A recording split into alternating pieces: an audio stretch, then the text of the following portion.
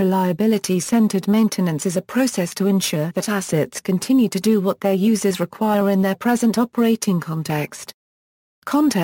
It is generally used to achieve improvements in fields such as the establishment of safe minimum levels of maintenance, changes to operating procedures and strategies, and the establishment of capital maintenance regimes and plans. Successful implementation of RCM will lead to increase in cost-effectiveness, machine uptime, and a greater understanding of the level of risk that the organization is managing. The late John Mowbray, in his industry-leading book RCM2, characterized reliability-centered maintenance as a process to establish the safe minimum levels of maintenance. This description echoed statements in the Nolan and Heap report from United Airlines. It is defined by the Technical Standard SA January 1011, Evaluation Criteria for RCM Processes, which sets out the minimum criteria that any process should meet before it can be called RCM. This starts with the 7 questions below, worked through in the order that they are listed. 1. What is the item supposed to do and its associated performance standards? 2. In what ways can it fail to provide the required functions? 3. What are the events that cause each failure? 4. What happens when each failure occurs? 5. In what way does each failure matter? 6. What systematic task can be performed proactively to prevent, or to diminish to a satisfactory degree, the consequences of the failure? 7. What must be done if a suitable preventive task cannot be found? Reliability-centered maintenance is an engineering framework that enables the definition of a complete maintenance regime. It regards maintenance as the means to maintain the functions a user may require of machinery in a defined operating context. As a discipline, it enables machinery stakeholders to monitor, assess, predict and generally understand the working of their physical assets. This is embodied in the initial part of the RCM process, which is to identify the operating context of the machinery, and write a failure mode effects and criticality analysis. The second part of the analysis is to apply the RCM logic, which helps determine the appropriate maintenance tasks for the identified failure modes in the FMECA. Once the logic is complete for all elements in the FMECA, the resulting list of maintenance is packaged, so that the periodicities of the tasks are rationalized to be called up in work packages. It is important not to destroy the applicability of maintenance in this phase. Lastly, RCM is kept live throughout the in-service life of machinery, where the effectiveness of the maintenance is kept under constant review and adjusted in light of the experience gained. RCM can be used to create a cost-effective maintenance strategy to address dominant causes of equipment failure. It is a systematic approach to defining a routine maintenance program composed of cost-effective tasks that preserve important functions. The important functions to preserve with routine maintenance are identified, their dominant failure modes and causes determined, and the consequences of failure ascertained. Levels of criticality are assigned to the consequences of failure. Some functions are not critical and are left to run to failure, while other functions must be preserved at all cost. Maintenance tasks are selected that address the dominant failure causes. This process directly addresses maintenance-preventable failures. Failures caused by unlikely events, non-predictable acts of nature, etc. will usually receive no action provided their risk is trivial. When the risk of such failures is very high, RCM encourages the user to consider changing something which will reduce the risk to a tolerable level. The result is a maintenance program that focuses scarce economic resources on those items that would cause the most disruption if they were to fail.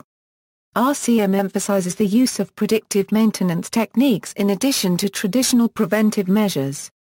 Historical background: the term reliability-centered maintenance was first used in public papers authored by Tom Matson, Stanley Nolan, Howard Heap, and other senior executives and engineers at United Airlines to describe a process used to determine the optimum maintenance requirements for aircraft. Having left United Airlines to pursue a consulting career a few months before the publication of the final Nolan-Heap report, Matson received no authorial credit for the work.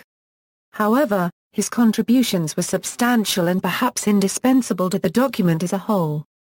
The U.S. Department of Defense sponsored the authoring of both a textbook and an evaluation report on reliability-centered maintenance, both published in 1978. They brought RCM concepts to the attention of a wider audience.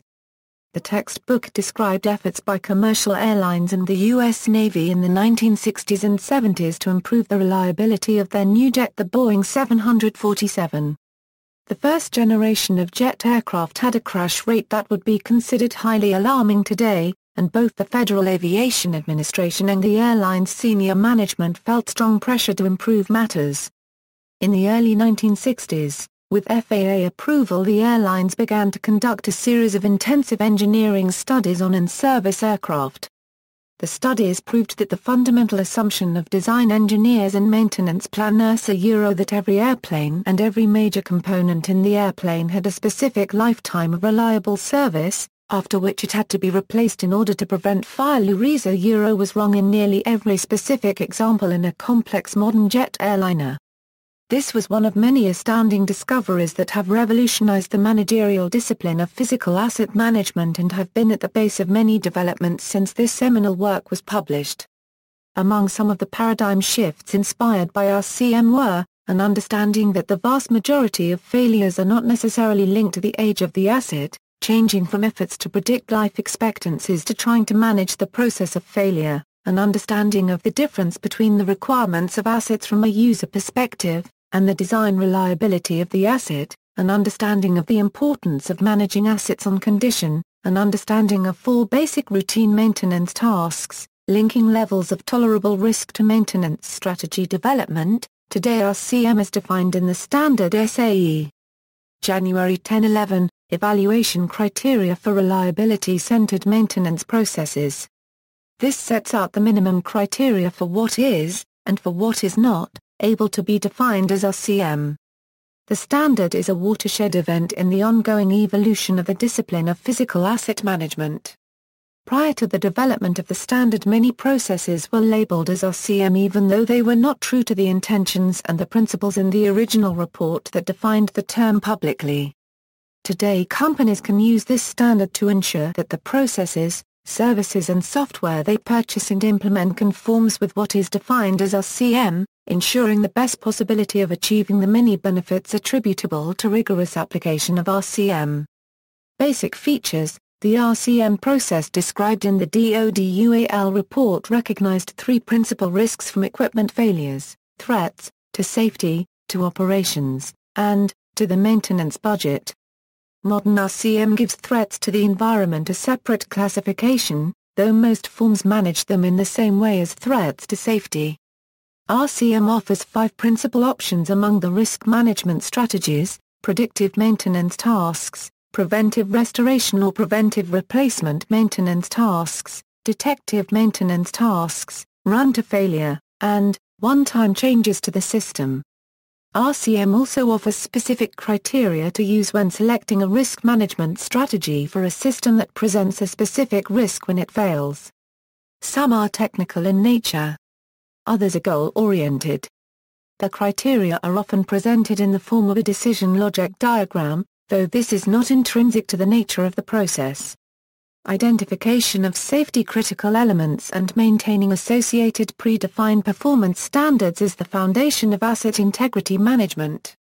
In use, after being created by the commercial aviation industry, RCM was adopted by the U.S. military and by the U.S. commercial nuclear power industry.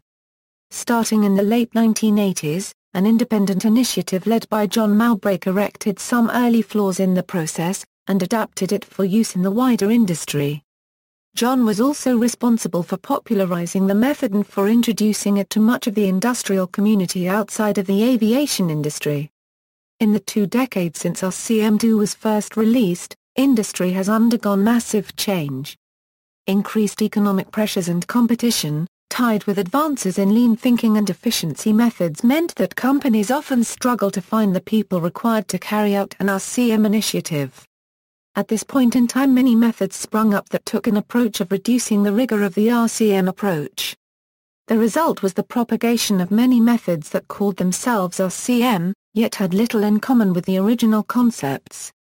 In some cases these were misleading and inefficient, while in other cases they were even dangerous. Since each initiative is sponsored by one or more consulting firms eager to help clients use it, there is still considerable disagreement about their relative dangers. Also, there is a tendency for consulting firms to promote a software package as an alternative methodology in place of the knowledge required to perform analyses. The RCM standard provides the minimum criteria that processes must comply with if they are to be called RCM. Although a voluntary standard, it provides a reference for companies looking to implement RCM to ensure they are getting a process, software package or service that is in line with the original report. Disney introduced RCM to its parks in 1997, led by Paul Pressler and consultants McKinsey & Company, laying off a large number of maintenance workers and saving large amounts of money. Some people blamed the new cost-conscious maintenance culture for some of the incidents at Disneyland Resort that occurred in the following years. See also, Maintenance, Repair and Operations, Total Productive Maintenance, Notes, Introduction to Reliability-Centered Maintenance Part 1 archived June 3, 2014 at the Wayback Machine, Disney Ride Upkeeper Sailed, Mike Anton and Kmi Yoshino, Los Angeles Times, November 9, 2003 archived May 3, 2014 at the Wayback Machine, References, SA January 10-11, Evaluation Criteria for Reliability-Centered Maintenance Processes, Society of Automotive Engineers, August 1, 1998 SA January 10-12, A Guide to the Reliability-Centered Maintenance Standard, Society of Automotive Engineers, January 1, 2002 Mowbray, John. Reliability-Centered Maintenance. Industrial Press. New York, New York, 1997. ISBN 978-0-8311-3146-3, MSG3. Maintenance Program Development Document. Air Transport Association, Washington, D.C. Revision 2, 1993. Nolan, F. Stanley, and Howard F. Heap. Reliability-Centered Maintenance. Report Number ADA 066579. United States Department of Defense 1978. Archived from the original on August 1, 2013 MILHDBK 2173, Department of Defense Handbook, Reliability-Centered Maintenance Requirements for Naval Aircraft, Weapons Systems, and Support Equipment. United States Department of Defense January 30, 1998. Archived from the original on October 7, 2013 MILP 24534A, Military Specification, Plan Maintenance System, Development of Maintenance Requirement Cards, Maintenance Index Pages, and associated documentation. Naval Sea Systems Command May 7, 1985 MILSTD 2173, Military Standard, Reliability-Centered Maintenance Requirements for Naval Aircraft, Weapons Systems, and Support Equipment. United States Department of Defense January 21, 1986. Archived from the original on November 6, 2013 MILSTD 3034, Military Standard, MILSTD 3034, Department of Defense Standard Practice, Reliability-Centered Maintenance Process. United States Department of Defense January 21, 2011 NASA Reliability-Centered Maintenance Guide for Facilities and Collateral Equipment.